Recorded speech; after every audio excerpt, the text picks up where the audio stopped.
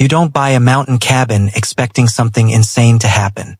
People come up here to get away from every loud, complicated, dramatic thing cities never stop throwing at you. I moved up here to breathe, to sit near a wood stove, drink coffee, and watch snow fall in the quiet. You don't plan for neighbors because most of the time you don't have any. But this winter, I somehow ended up with the one neighbor nobody in the entire county wanted. Karen. Yeah. Mountain Karen. I bought my cabin 3 years ago, up near the Colorado treeline. The kind of place where your closest neighbor might be 10 miles away, and the most dangerous thing you deal with are moose wandering around your truck. You get used to silence. The kind of silence where you hear the wind echo, where a single raven flapping its wings sounds like a helicopter compared to everything else. That's why this whole thing feels unreal, because a person who moves out to a mountain rental shouldn't be the type to start drama. But somehow this woman turned a peaceful winter retreat into something that honestly feels like a full-blown FBI case over something as stupid as electricity. 3 months ago, I started noticing small things that felt off. Not dramatic yet, but odd enough I took mental notes. My outdoor camera caught someone walking around near my storage shed. Snow had fresh boot prints that didn't match mine. Now listen, normally I'd think maybe a wildlife photographer or a lost hiker, because that happens. But then I found candy wrappers near my firewood pile. That was weird. Then the weird became concerning, because my lights started flickering. Not inside while I was home on the cameras, when I wasn't even there. See, I travel for work sometimes, and a couple weeks before Christmas I was down in Denver staying with family. The cabin should have been empty, but the lights randomly flickered on camera at around 9 p.m. multiple nights in a row. At first, I assumed a storm or a bad wire, but then my monthly electric bill popped up on my phone. It doubled. Not just a little spike, literally doubled even though nobody touched a single switch. That's when something in the back of my brain started whispering something wasn't normal. So the first day I drove back up the mountain, I got out of my truck, stomped through the snow, and walked around the cabin checking everything electrical. And that's when I saw it. A thick orange extension cord tucked behind my stacked firewood. First, I just stared at it. Not angry, not suspicious, mostly confused. The cord wasn't connected to anything inside the cabin, but it was plugged straight into my exterior outlet. Then it disappeared downhill into the trees. Now imagine living miles away from civilization and randomly discovering a mystery extension cord literally plugged into your house running straight through the woods. I'm not kidding when I say my brain didn't even think crime. My brain thought, okay, there's no way, but there was a way. So I followed it. Snow up to my shins, wind slicing past my face, boots sinking into fresh trails. I followed this bright orange line snaking through pine trees, over rocks, dragging across snow like some neon-colored lifeline to insanity, until it reached a small rental cabin about 50 yards down, and disappeared straight through her basement window. I walked closer. Through the glass I could see a cheap electric space heater glowing bright red, a TV on, a lamp, a microwave plugged in, basically half her home running on my outlet. And that's when shock finally turned into anger, because you don't just plug your entire house into someone else's power line. That's not borrowing. That's dangerous, illegal, stupid, and the kind of thing that starts wildfires out here. So I filmed everything. Photos, video, timestamps, angles. Because out here, illegal power connections can get someone jailed. And also because I knew nobody would believe me if I didn't record it. Then I marched up to her front door and knocked. She opened the door like she was auditioning for a Southern hospitality commercial. Big smile, sugary voice, pretending like she wasn't draining every watt of electricity I owned. I said, "Hey, why is your cabin plugged into mine?" She blinked, fake laughed, and said she had no idea what I meant. So I walked her outside, literally pointed at the bright cord connected directly into her living room. She shrugged, like, yeah, totally normal, just doing neighborly energy sharing or whatever. She said her landlord forgot to move utilities over, and she didn't want to freeze. So she figured I'd be okay sharing since mountain people look out for each other. I literally stood there thinking, are we in the same universe? I told her she needed to unplug it immediately.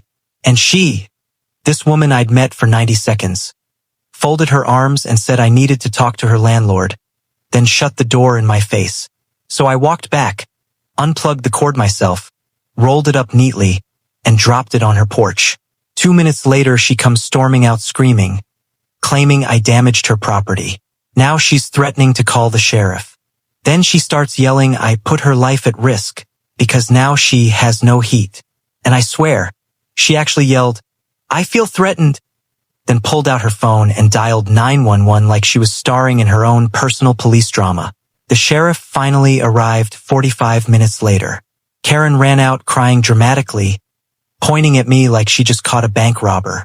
She literally said, he stole my electricity. Not joking. She accused me of stealing her electricity, while the sheriff could literally see the cord plugged into my outlet.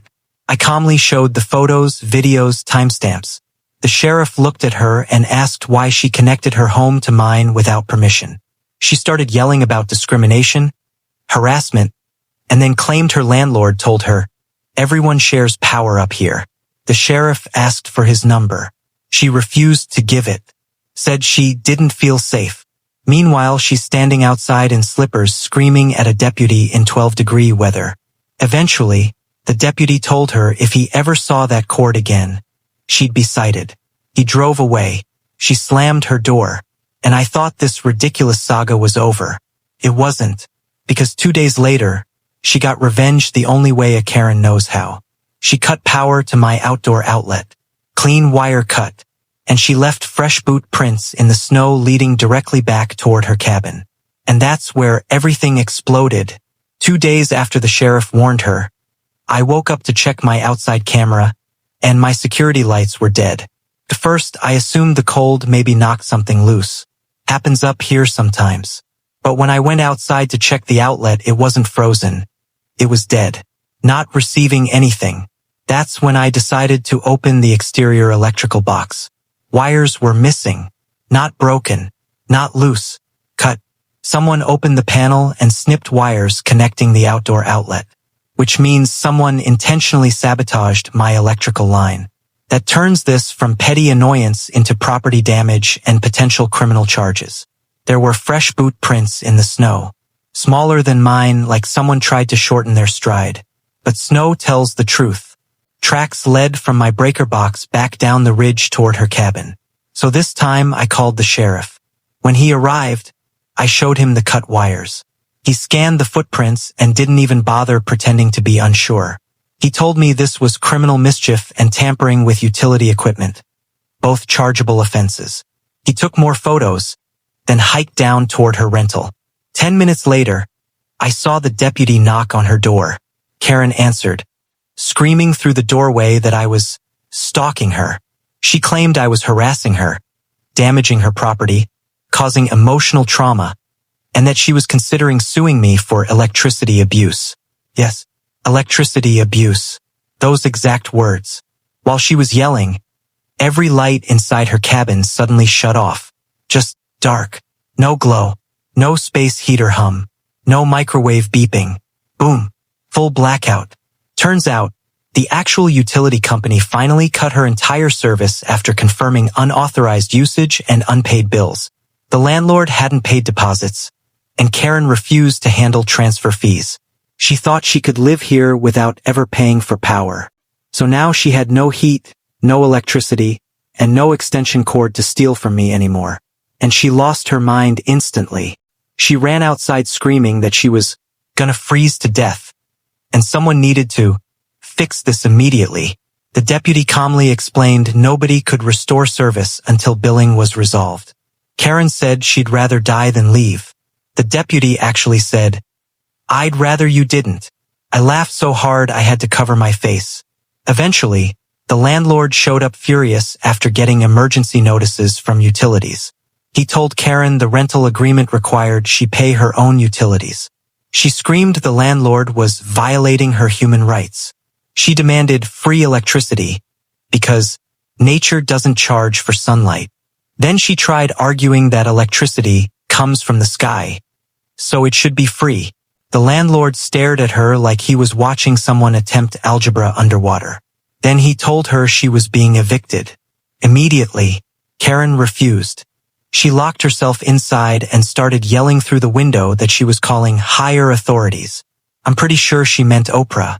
The sheriff told her she had 1 hour to vacate because the building wasn't legally safe without heat. Karen begged, cried, threatened lawsuits, screamed at the trees, and eventually broke down sobbing that she was being targeted for being independent. 1 hour later, deputies physically escorted her off the property after she refused to leave.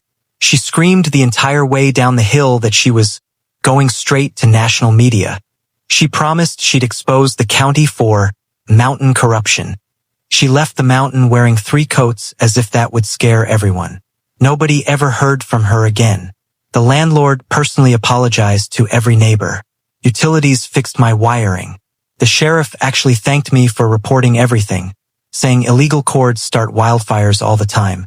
And when the cabin finally went quiet again, no flickering lights, no cut wires, no surprise bills. I sat next to my wood stove and remembered exactly why I moved here. Silence, peace, and most importantly, 0 electricity stealing Karens.